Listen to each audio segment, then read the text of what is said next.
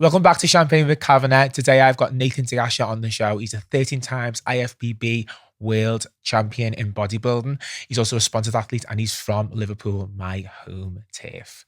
From his humble beginnings to competing at Mr. Olympia and winning multiple professional titles, he is a true champion. Nathan's story is one of determination and resilience. So this is one of the first episodes that I've had anyone who's such a sports person on, and we won't be drinking today because Nathan is on.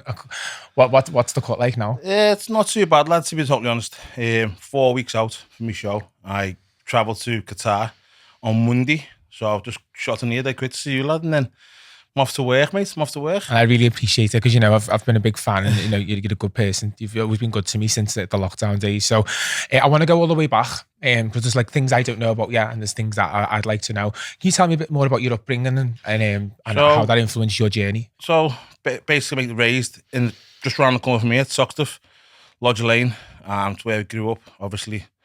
So everyone knows it's a hellhole, lad. It's a dump, really. It isn't what it is now. It's not what it used to be. It's worse now, but, you know, it is what it is. From there, education-wise, obviously in them areas, mate, you don't get the best education. Mm-hmm. So, you know, you have to make the most of what you want to do in life.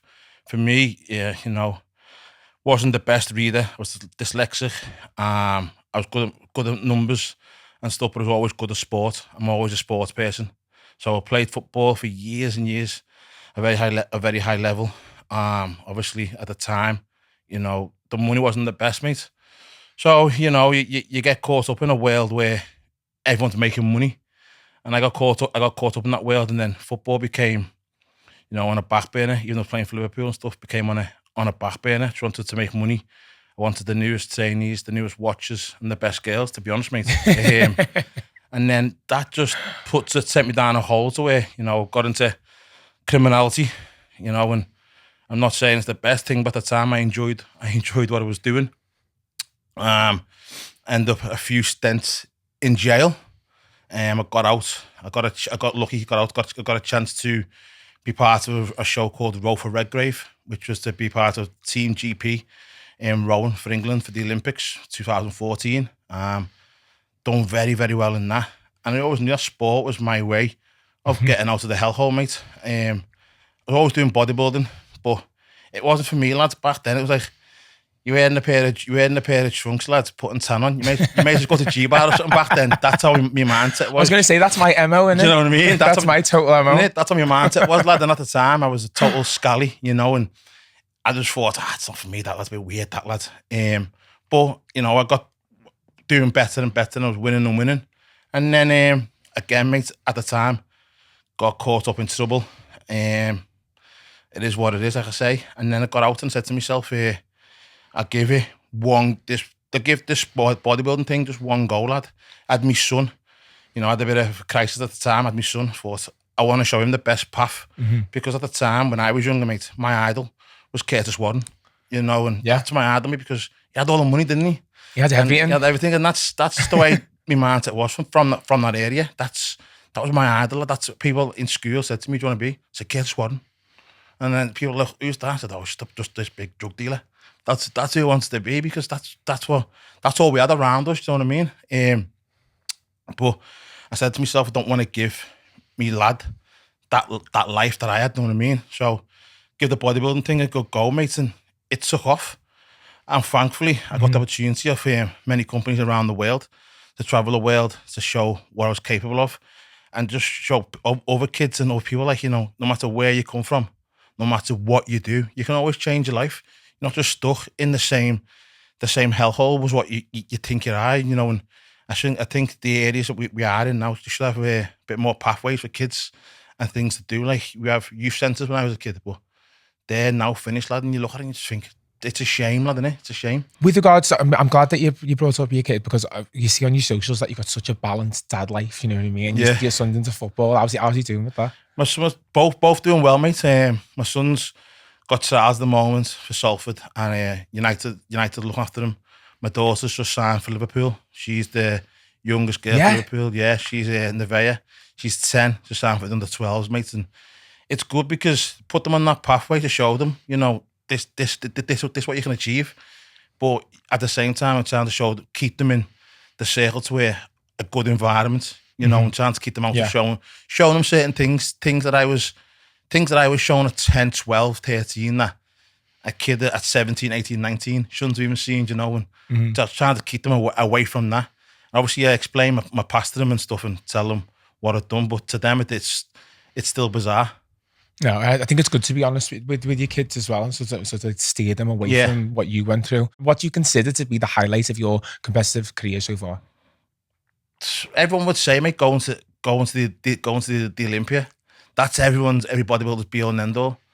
For me, it's not. For me, it was my family coming to see me at the Arnold 2 years ago. All my friends, everyone who came. You know, even obviously I won that show, but obviously because it was in England, and got my family to come and people who couldn't travel the world to see me. You know, and the ones who were competing in America or in Spain, just to be on my home soil and to win something meant more to me than anything else. That's amazing. It is. It really is. What's your training regimen like leading up to like these big competitions? Right now, mate, it's I'm suffering, to be honest. I'm suffering. I'm up probably. I don't sleep much. I'm up at 5:15. I go and do this 45 minutes of the Stairmaster. Come home, do the school runs, do all that malarkey. I eat 2 meals. Then I go and train. Probably an hour. Come home, 2 more meals, and then go and do another hour. I train now because I'm over in England 5 days a week, just for simple fact is that I have Thursday off and Sunday off, just so I can see my lad and my daughter play football. They're their football days that we need 2 of us to run around after them, do you know what I mean? But to where if I was in Q8, it would be 6 days a week. But I always, like I said, I always have time and make time for the kids. And that's their day. And on Thursday and Sundays, they're the times when I'm a dad, but I'm also a little bit of a lazy dad, you know, trying to maneuver where I can. You're not like a stage dad. No, they don't push them to. They just want to do it themselves. Yeah, I just say to them, look, if you're doing something, just do it all you've got. Whether you're terrible or whether you're good at it, I'm always proud of you. Just do the best you got. Even with my son, like I know how good he is, and my daughter, even when they have a bad game, I say to them, look, it's a bad game, but your bad game is better than most kids' good game. But you just got to keep going and going and going. No point moaning about it, you know. Crack on, just get on with it, because life's full of turmoil, isn't it? Exactly. So when we were talking about your training regimen now, how has it evolved over the years? Like, because you see some people and you know they'll absolutely fast and do it like a really hard way. But I know that I've seen on your story you've done it a little bit of a different way. How's it evolved from back then? The way you did it the Nathan way, mate. my own way. Years ago when I started, I had a guy called Darren Smith. You probably everyone knows from Scotty Road. He's on the social media. He's hysterical, mate. We used to diet with him from Scotty. He used to walk from Lodge Lane to Scotty, and he used to eat just 1 baked potato a day, lad, hand-sized. And I'd always wish my hands were bigger, so I have a bigger spud. And he'd make me walk to his, and I had to walk back from the gym after the trained. And it's just changed now to where now I know what my body's capable of, what I can do, what I can get away with. It's way easier now than what it was then. And obviously the supplementations now is obviously a bit more advanced than what it was back then. And you know, we have a lot more cardio, more Stairmasters, to where years ago, mate, it was just walking the streets. That was it. Can you share a memorable challenge you faced during your bodybuilding career and how you overcame it? Challenge, mate, was one time I was going for my pro card. I got pneumonia, literally got pneumonia. And I didn't know what was happening at the time to my body. I was in the flat the night before I was living at the time. And I started just like shaking, but I was roasting, thinking, what's up with me? Yeah, what's up with me? And I got into me then, phoned my mum, I said to my mum, like, something's up with me. Like, I'm absolutely freezing. I'm so cold, but my body's roasting. I was sweating, mate. Didn't know what was going on. We just had Nathan, and I just didn't know what was going on, mate, to be honest. I didn't know what was going on. So I left it for a few hours, thought, just man up, you know what I mean? And then I got to a point where I couldn't breathe. I was literally fighting for breath. And I said, I can't breathe. I just can't breathe. Went to the Royal, found out I had pneumonia, and then he put me on a ward, mate, with four other half fellas. And I thought to myself, like, I'm not old. How have I got this? Like, I was in my 20s, but how have I got this? Like, what's up with me? And then I never forget. But I said to Chantal at the time, do us a favour, my show's in like 5 weeks. Bring them jabs round, just jab me in the leg. Just jab me in the leg, the quick and Aussie. So I was still on my supplements. I was still taking all my crap. I was in the Aussie, trying to eat my food, even though I couldn't breathe. I was struggling to swallow.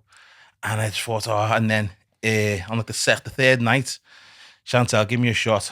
Started coughing a bit anyway. And then on the third night, the heart felt cut over me, died. And I just thought, what am I doing here? Everyone's like pure, proper serious, ill. And I'm obviously the same as them. And there's me coming around with a steroid shot in my leg or my shoulder. I'm thinking, why am I doing this for? But then, I looked at my lad and I thought to myself, I'm not the most intelligent person to have a career, to make enough money to, financially be stable in, a normal job. So I looked and thought, that's the reason why I'm doing it for, you know what I mean? And people ask me all the time, do you regret it? Do you regret doing that? Getting pneumonia? Do you regret taking what you're taking? The answer is no, mate. Absolutely not. Just no, because I know personally in my heart I've took a lot of years off my life. I know that. And it comes down to where it was either take a lot of years off my life, get into sport, provide for my kids, and lose a bit of time and have them a better bring up, or be in situations to where I'm probably doing 25 in jail or could even be dead. And I look at it and think, no, because that was the path that God chose for me. Do you know what I mean? Mm-hmm. That's the path that I've been given. So everyone actually regrets it. No, I don't. I know I won't live to 90 or 80, but at least the people around me are going to have a better start off than what I had. You know what I mean? That's my outcome. That's my look at it. You know what I mean? I mean, you said you weren't intelligent, but I think that is intelligent to think that way and think, if I do this will benefit me in the long run. So I disagree with you. I think you're completely intelligent. How do you stay motivated during these tough training periods? How do you keep it going? It's hard, mate. Like, I want to be the best bodybuilder I can be. I want to be Britain's most successful pro wins. And obviously, people breathing down my neck and people saying you can't do it. But I just want to create a legacy, mate, to where your kids can look back and go, that's my dad. Like, look, even when I go to like shows, my lad shows and stuff, or even when we're on holiday, people go, oh, is that Nathan? Can I picture? And my lad and dad go, you only wear a pair of trunks, you don't do nothing. You put tan on, you don't do nothing. And for me, lad, that's the motivation in the end. As I say to my kids, look, imagine taking pictures of your dad. He's just a big meathead. Imagine when you're successful at football, what you're going to be like, do you know what I mean? And I think just them seeing what can happen when you're successful and people, how they treat you. I think that for me, mate, is the biggest motivation that just keeps me going. Even like now I'm down, I'm tired, I'm literally on my ass, but I know that I'll go back, tell the kids, I've done a podcast with Craig, done this, done that. And they'll come, they'll watch it. Yeah. They'll say, oh, you didn't mention my name this time. And just small things. To people, it doesn't count. But to me, it's a big thing, Yeah, no, it must get tiring. And you know what? Like, I was thinking he's going to end up killing me. I'm like, I'm a 6 week ahead planning. I'm like a woody. And you were like, Craig, you're such a stressor. I'm fucking here. And I was like, sorry, lads, look, you're going to kill me. Right. So actually, before I go into this next question, so do you think it's mad the way you ended up with pneumonia though? Like, because, training constantly, your body's in, you put it through a lot, but it's in a constant state of people being healthier than most people. Yeah. Isn't it mad the way you can just end up with pneumonia? Since I got pneumonia, I always carry 2 t-shirts, and people ask me why, and then I think I got pneumonia because it was summer when I got it. It was summer, it was July, and I was training in a gym called Raggers in Runcorn. I was training there, mate, and it's a sweat pit, but I was sweating, and then my t-shirt was obviously grey, it's come out black, and then with all this, and I've gone out into the cold air with that wet t-shirt, and the air, it's warm air, it's gone onto my skin, and that's how the doctor said I probably got pneumonia. So all the time people ask me, I want to keep changing t-shirts and keep drying off, or I'm sat in the gym for 10 minutes. I said, because I've been down this path before to where I thought I was invincible, and a bit of a wet t-shirt made it, it put me in a bad way, but it scarred my lungs. It actually hurt. Mm-hmm. Well, listen to this. So, right, so here's my favourite part. These little bits that I want to know. So, strangers are voicing your opinion, and standing for what you believe in, and that was like that's what I truly admire about you, and that's kind of when I got onto you. But it was in 2011. you're on the brink of chasing your pro card and things took a significant turn during the riots in Liverpool. You took a stand against the negative labelling of the rioters, which led to serious consequences. Can you walk us through that experience? Because obviously there was some harsh repercussions there. Yeah, I got a lot of jail for that, mate. A hell of a lot of jail. So what happened? I was in John Moore's, my final year at John Moore's. I was becoming to be a dietetic. I wanted to work in the NHS at the time. And I was in my final year, and I thought to myself, it was good. My mum always seen me as a bit of a pain in the ass, and I thought to myself, out of our family, if I went to uni, out of our family, and I graduated uni, I'd make her proud, even though I've been in jail before and I've arsed round and I've done all these mad things. She'd be proud of me, you know. And I want to become a dietitian because I'm into food. I love things to food. I love what the body can do. So, you know, this whole riot thing happened, mate, and people ask, oh, you done a riot? No, God, I'm truth, and on my heart, mate, and my kid's life. I was living with my mum's at the time on Lodge Lane. Sat with my mum. My mum's, I just bought a brand spanking new Audi A3, silver one, lovely it was, and all the kids are looking to smash things up. And I thought, you little effers, if you come smash my car, I'll terrorise all of you, you know what I mean? So my mum's outside on the step, and I see the news, mate, and it's white collar law. I see them all, and they're all portraying single black kids as rioters. I'm from a single parent background, right? And I'm in university at the time. I'm not a rioter, mate. No. I'm not a rioter, and they were portraying all these kids, and they're saying all these single parents, but that's a show, innit? They're only showing black kids. Why? Why aren't you showing black kids? What's the difference? And even now in the media, it's always a race thing. It's always a typical narrative, and isn't then it? I think, why are you showing? It's just kids and people writing for the sake of writing because they want to. So I went on social media, mate, and I voiced my opinion, and I said, why is it white collar law? Why are they saying it's kids from single parent families from black backgrounds when it's not? At the time, the same day, the kids from Harry Potter had just been arrested, and I said, it's white kids as well. It's all kids. And my words with this, mate, you can read it yourself. I've put, it's not like all these kids are saying, let's go to Boodles and get a Diamondback Whizzer and rob the jewellers. They were my words, mate. And I ended up getting 3.5 years for writing that. And at the time of the case, they said to me, we plead guilty. You get a community order. I said, guilty for what? For inciting a riot. I said, where did I incite a riot? Where did I incite a riot? Next to me in the court, there was two lads from Warrington, who went to PC World, actually rioted PC World, and got a not guilty. And then I go next to them, mate, and I get a guilty for saying, it's like all these black kids are saying, let's go to Boodles and rob it. And I got a guilty, mate, and I got done I'm getting 3.5 years for that, lad. There's the justice in that, though. You know what I mean? And I think, you know, at the time, it's sad, but I'm actually thankful, to be honest, lad, because at the time I was dating a girl, at the time. And I talked to her now. She might even watch this. I had a girlfriend at the time, mate, and I was dating someone else, which is bad on my behalf, you know. It now wouldn't do. And she was like a woman scorned, so she basically sent the police that paperwork in and said I'm rioting. She did, mate. She sent it in and said I'm rioting. That's what happened. So the police would have never been onto me. No, mate, no. The police would have never been onto me ever about saying it. I would have got my degree. But then I think about it, if I got my degree, I wouldn't be here today with you, mate. I might not even known you. Yeah. You know, and even to this day, seeing the girl about 3 years ago, seen after all this time, and I looked at her, I said, listen, I'm not angry. I thank you for what you've done to me, because at the time you're doing that, still a pain in the ass, still going down a bad path, but you put that there to me. I've done jail. I got out of it all. Look at me now. Look at me now. Look what I've got. Exactly. Look at me. So I believe, mate, that things are done for a certain reason. And even people ask me, how can you still talk to her and I try and help her? I have no hard feelings, that. Really? I know, mate, I'm 38 years old and I have no hard feelings towards her. I've helped her in the past a few times, you know, and I go to my aunties to see her.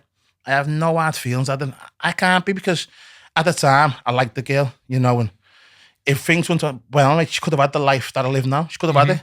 Yeah. But now she's living a different life, and I know that the life she's living is not the best. And I can put my head up and smile. I'm like, yeah, I'm living a good life, and it is partly down to you, and I just think it is. And She's done you a favour. Done me a favour, lad. That she has, and she's put me on the right path. And I say to her all the time, thank you for that, because I got it, mate. Because I could have done anything. You know what I mean? Yeah, you could have. Well, back to that. That's how we met, and voicing your opinion. For anyone who doesn't know, when we were in lockdown, you invited me down to the gym because I had no gym to go to, and I went that gym, and that you bringing me down that gym saved my life. It really did. So.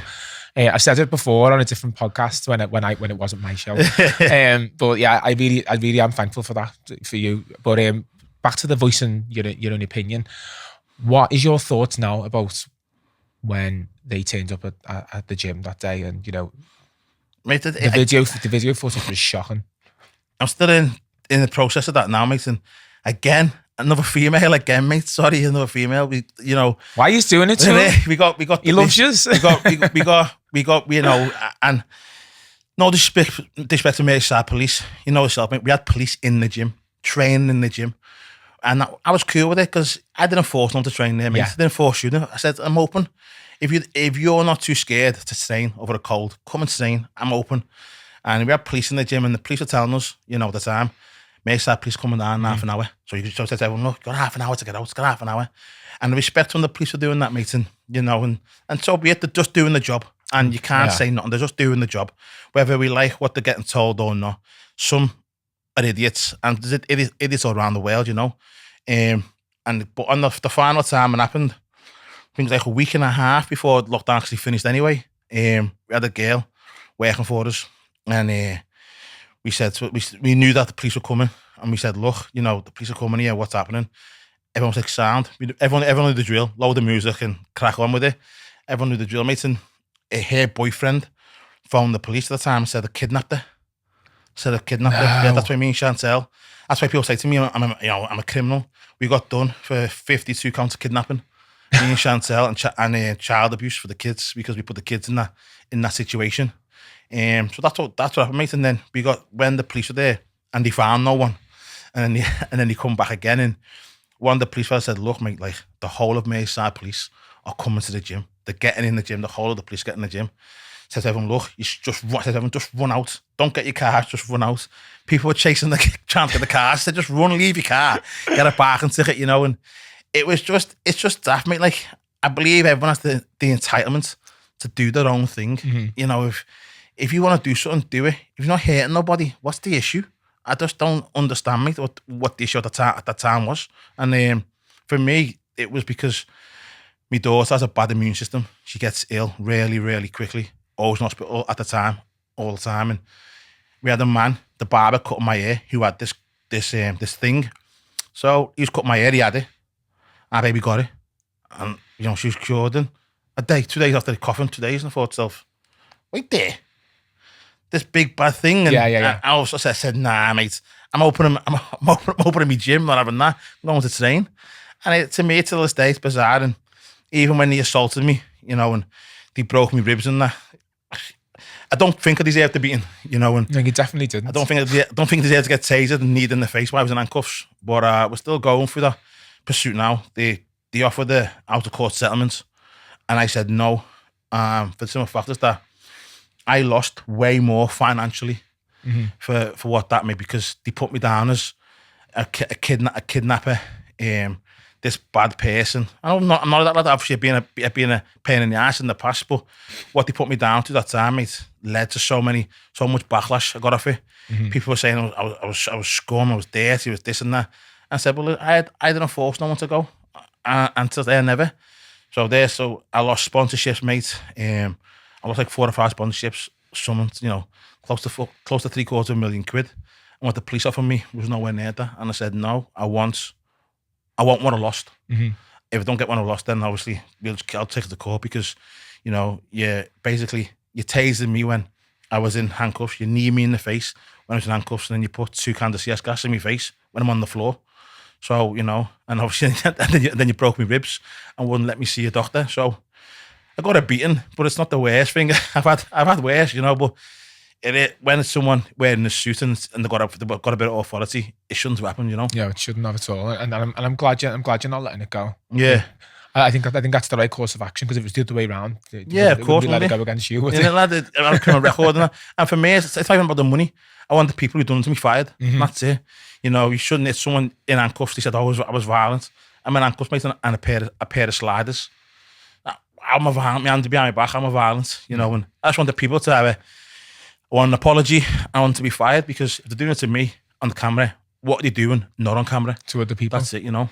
Now, and do you know what? So, like, obviously the CCTV's there for that, but I would love to see some of the CCTV of me and my mate Holly, and I should might mention the way we used to run out that gym. The way we used to get in, it was like something out of like some type of spy film. We'd be rolling through the bushes, like knocking on the door. But it was great. But onto the gym, which is obviously was called Prophecy, and I want to obviously ask why you changed the name of it. What motivated you to open the gym?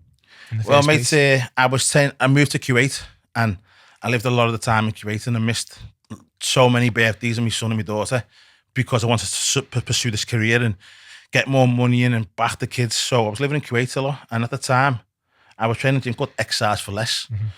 It's like a £10 gym, and I got all kids in there, and because I'm a bit bigger than the average person, asking about drugs and this and what steroids you're taking, and oh, you're massive, you mate, and what can you bench? I just want to go to a gym where I can just train, Craig. I don't want to come flashy. I want to wear trainees that are talking to me. My pants need iron and my t-shirts creased. I'm just not ass. I want to go to a gym, lift weights and get sweaty, right? And then I said to myself, I can't be dealing with these gyms and these kids. And the whole JD thing opened, and I thought, well, all these kids are going there. I'll do my own gym. And originally I opened it just for myself. I didn't want no one to go. At the time I said, I'm either going to build me forever home, you know, out in the middle of Chester somewhere, or I'll do a gym. So I thought I'd do a gym. And then I'd done it, mate. People started saying, let me come to the gym. I started paying for it, and I thought, you know what? This can actually do something. It's got legs, this. This can actually, it can actually do something, mate. So I thought to myself, go on then. And I just cracked on, mate. And then it just got better and better and better until it is what it is today, you know. It's such a unique gym, and I haven't been for a while, but I love training there. I've seen that you train with like a lot of other bodybuilders as well, and you know you're not afraid to train with other people. There's no like competition between you.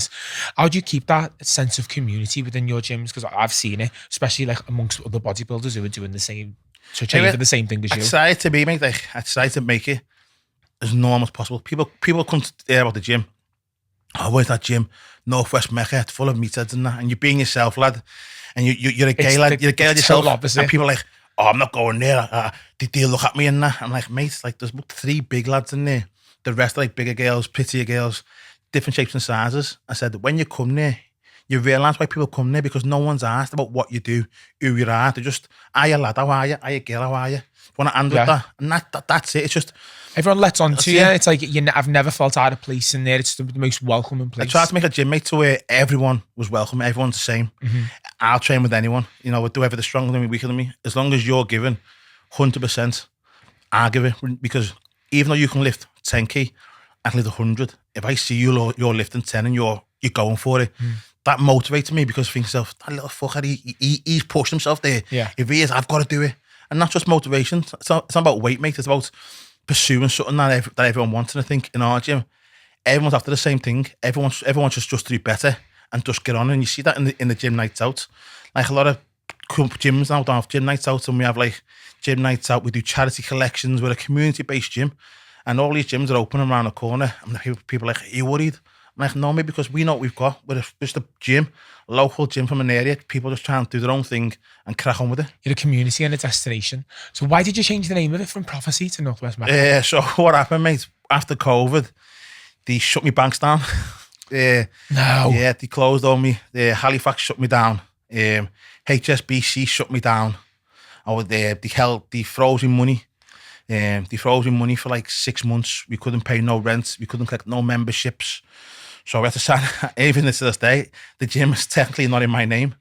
I had to sign the gym over to Chantel because I wasn't allowed a bank account. Shocking. Wasn't allowed a bank account, mate. And without the bank account, I couldn't collect direct debits. And then that had a massive ongoing effect with the gym. But lucky enough, I had a bank with HSBC, and that was paying people's wages. That was paying for the rent. And at the end of the freeze, HSBC, I think it was Lloyd's. Was it Lloyd's or one of them? Lloyd's and Halifax were together. End of the freeze, and like it's like 200 grand or something, and you had it for months and months and months, lad. And like, listen, want me money? I can want me money. Like, prove it's yours. Like, it's my hard business. Like, you throw the money, give me the money, and then they come to a point where they said, "Oh, we'll transfer it." And I was a pain in the ass to Halifax. That was my personal bank. I said, "Listen, no, I want me money in cash. I've come for it. I want it in cash." Yeah. And they refused to give me it for months, mate. They refused to be able to transfer it to another bank. And then I tried to open another bank. My cousin Kadu, his friend, his dad's on a board of a bank, and he said, "Listen, tell Nathan like to stay with the bank he's got because he won't get no bank account at this time. We can't tell him why, but there's something on his name. Well, you know, he can't get a bank." And even to this day, lad, I still struggle with getting certain things. That's insane, though. Getting certain things, I still struggle. Lucky with HSBC and they're Chinese, they're not asked. And, you know, I struggled, mate, for a long time to get credit on cars and stuff. And even though my credit score was brilliant, I couldn't get nothing for ages and ages. That's why everything was in. Put the gym in Chantal's name. I kept the house, the cars. We had to change literally everything, and that's the only reason why it went from Property Performance Centre to Northwest Mecca, and that's just why. That reason, but we have to do it, mate. I do like the name. Like, I do like it. So, how do you envision the future for Northwest Mecca now? I know I know briefly a bit, but for anyone who doesn't know, you've expanded, haven't you? Yeah, we're expanding, mate. I didn't realise that the pull of what the gym and the environment actually had on people. I didn't. For me, it's just, like I said, it's just a gym where people just train, but people like yourself, it helped you. I didn't realise till a while that the gym that I've created is helping people. So I thought, well, we can create that. Why not do it somewhere else? People are travelling from Birmingham, from Leeds, from Glasgow, just to come to the gym on the weekend. I think to myself, that's mad. You're travelling just from my gym. That's mad. So we just opened one on the 7th of June, which is in Keighley, which is in between Leeds and Bradford. That come about because I went down there to do a gym tour. I obviously go down to see other gyms and break them. Obviously, I don't slag them off, even if they are garbage. But then this one fella said, like, the gym isn't for people like you. Whatever he meant, don't know what he meant by that, but he said, the gym isn't for people like you. So what? No, sound. I'm going to go and buy one. So I went around the corner, trained in a dead-end gym. Said to the fella, want to sell it? Yeah. And the fella showed me it there and then, lad. So we bought that gym. That opened on the 7th. We're in talks now for number 3 and number 4, one down south, and then one close to the one Keighley, about a 30-minute drive. So hopefully, mate, by the end of this year, we could have 4 Northwest Meccas everywhere, and then back then just play golf. No, that's, well, do you know what? Besides from like knowing you, like I've met some of the people that I met when it was Northwest Mecca, which was Prophecy. I'm still mates with them now. And like, I met some of the best people there. I mean, there's a couple of people that I don't speak to, but there's some people, and I speak to them every day, and it just goes to show what a community you've built in that That's gym. mad, isn't it, lad? You know what I mean? Amazing. I was shocked when I was shocked how I come across and how it's happened. And credit to everyone, not just me, mate. Credit to people like yourself who come there and make the environment what it is, because it's not just me, it's everyone else who created that. And I'm thankful for that, you know what I mean? My kids go there, my kids know everyone, my kids run around wild, and we let kids in there because it's just a local community gym, not like if you want to come with your son or your daughter, sound. I mean, it's a monster gym. It's not just a local gym, it's a monster gym. What message do you want to share with aspiring bodybuilders and fitness enthusiasts listening to this podcast? People who's into sport, mate, don't take it too seriously. Never take it too seriously, because you take it too seriously, you lose the vision of life. You lose memories. I see people all the time, and I can't eat this. I get in my gym. I've got staff members in my gym, mate. I can't eat this. I can't eat that. Why? I've got a show in 29 weeks. I'm like, you want to get a kebab? Get a kebab. If you want to go with your fella? Go with your fella. Like, don't let something ruin you. Even if you're making money from it, money's great, but memories are better. You know what I mean? And the way I see it, my nan said this to me years ago, mate, and at the time I was an altar boy. You were an altar boy? Yeah. Lad, you've done everything. I was an altar boy. Want to be a priest, imagine that? Want to be a priest, lad? Look at me now. And I've gone back to church now. I'm very, very religious, mate. I've gone back. So my nan said to me one time, look, lad, because my mum always went out all the time, partied, living life. And my nan used to remind me, my sister all the time, said, look, when you die, your life flashes before your eyes. She went, all that money you can make, can't do nothing with it. We all come the same way. We all go in a box. But I said, no, what the main thing what is that movie. When your eyes close at last time, you'll see a movie in your life. Make sure that movie's worth watching. That'll be some movie for you. Know what I mean? That's so setting so forth. That's what I want to do. You know what I mean? I don't want to be people like stuck there and can't do this, can't do that. Sound like I'm on a diet. Lads saying come to Ibiza. Sound mate, I'll go to Ocean Beach with a Tupperware. I'm not Ash, you know what I mean? And I'll wait till Saturday to have a bevy. And to me, it's just the memories. And don't put your life down to, because this sport is very bitchy. Very bitchy. It's very political. And it's not for everyone. If you haven't got tough skin, mate, you won't last a long time. And look at me, and if you're outspoken like me, it's hard to last even longer, you know. I'm surprised I've lasted this long for the things I say. I'm not surprised at all from knowing you. Outside of bodybuilding and running the gym, what are some of your hobbies or interests? Mate, well, I said that lately I've got back into church. It sounds stupid to say it's hobby, but a lot of people, you see me posting all the time, posting about God all the time. My son actually likes going to church. Yeah. And if he likes it, mate, I'll support him with it. He just made the communion the other week, and he ordered a Bible off Temu, his first ever Bible, and his Bible came, and it was a pillow. He was fuming because it wasn't an actual Bible. But my family are very, very religious, and my auntie got him a Bible and some beads, some rosary beads, you know, blessed by the late Pope, and he was over the moon, lad. He's actually over the moon with it, you know what I mean? And I thought to myself, that's good, that. And then, so going to church is a massive hobby right now, mate. I'm into it. It's good to have a faith. Yeah, I'm into it, lad. I'm into it. It's, for me, it's a big part of life. And the way society's going now, we need to, you know, and so many men are turning back to God, lad. It's crazy. The churches, you know, 5-6 years ago were empty. Now they're actually booming. Yeah. People don't think I'm religious because I'm gay, but I actually be gay am. Religious, that's not a problem. I'm religious. It is like people. That's what I'm saying. But people that's people with small minds. That people you don't know. You don't know about Christianity. That's a small mind. Do you know what I mean? And you can be, lad. It's crazy. And at the moment, I'm playing golf. Yeah, you're a golfer. I've never got the golf thing. I'm not gonna lie. But I said to everyone, you know, he said, look, I said, look, I've got all like, and 99% no idea what I'm doing. But I said to the lad, listen, I'm the worst golfer, but I'll be the best bloody dress golfer and have the best bag. That's all I'm going for. You see on my Instagram, it's a fashion contest. I'm always there, posting in my corner in my kitchen with the new outfit on.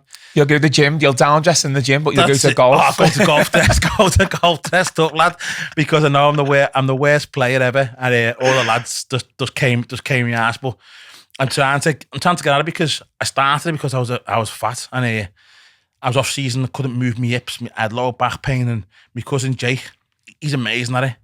And he said, come to golf, lad, because I don't do stretching. Come to golf, move your hips in there.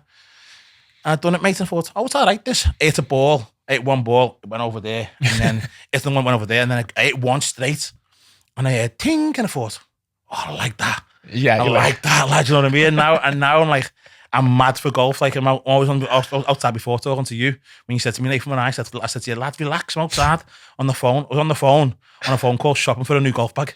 That's what I was doing. What it was? Yeah, I'll show you, lad. Shopping for a new golf bag. Trying to haggle some fella on Facebook. So yeah, mate, it's that's me hobby right now, golf.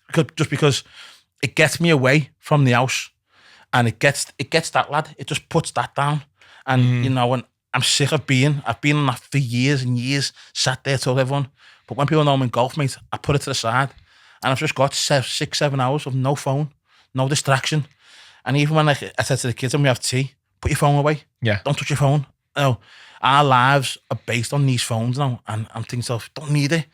No. When we were kids, mate, like me and you know, you go play Kirby, you go to your mates, knocking around. I had the best upbringing, lad, in that sense. And then, like, your mum would say, what time are you coming in? When the lights go on. You come in, lad, and now it's like, what time are you in? And they're looking at phones, and I'm like, no, like, this is trying to bring it back to just being free, mate. Of, you know, my life's just massively changed the last 2-3 years with society. I was turning, and my life just massively changed, mate. And seeing things now from a different perspective. You know what I mean? Mate, Nathan, I've loved sitting down speaking with you. So I want to know finally, what legacy do you hope to leave in the bodybuilding community and for your family? What do you want them to say about you? In bodybuilding, mate, just be remembered. That's it. I'd just be remembered for the most wins, the most outspoken, and just someone who refused to lick ass. Like I refused that. I refused to bow unapologetically. Yeah, I refused to bow to any man because my mum raised me, so I bow to a woman, but I can't bow to a man. So I refuse to bow to any man, lad. And I hope people remember that. Just be true. Just be true to yourself. Anything is possible. If you want something, anything is possible. Let no one stop you. You can do it. Even those said you can't do it. People thought, mate, in the sport that I wouldn't achieve what I've achieved. And I've sat here today, and I'm probably one of the most pro wins in the UK. I'm known all around the world in the fitness industry, and if I can do it, mate, a kid from Toxteth, L8, then why can't anyone else do it? Do you know what I mean? Yeah. It's doable. It's possible. And people might think, oh, what's Toxteth? And you Google it, you'll know what Toxteth is. You'll know what it is. It's a dump. And then I think to myself, if that's it, mate, then I can do it. And as for me kids, mate, I just want to be known as a dad. That's it. Don't want to be known as dad. That's it. Just, oh, my dad's a bodybuilder. Just me dad. No, like the dad who gets like my son. He comes to the gym in the morning, 6 in the morning with me. He does his little sled pulls, his ski eggs, and people look at him 6 in the morning. Yeah. He's 11 years old, come to the gym, and he goes, "Why'd you do it?" He goes, "My dad does it. I can do it." And that's all I'm doing. Just be an example I never had. Yeah, you know, that's all. I don't want to, say to my kids, just be better than me. Mm-hmm. That's it. If I can do something, be better than me. That's all I ask, lad. Know what I mean? And I don't think you can ask more than that, lad. And for me, that's the be all and end all. Just be better than me. Do your kids better than me. You know. What a guy. Thank you for coming on. Cheers, big man. Thank you.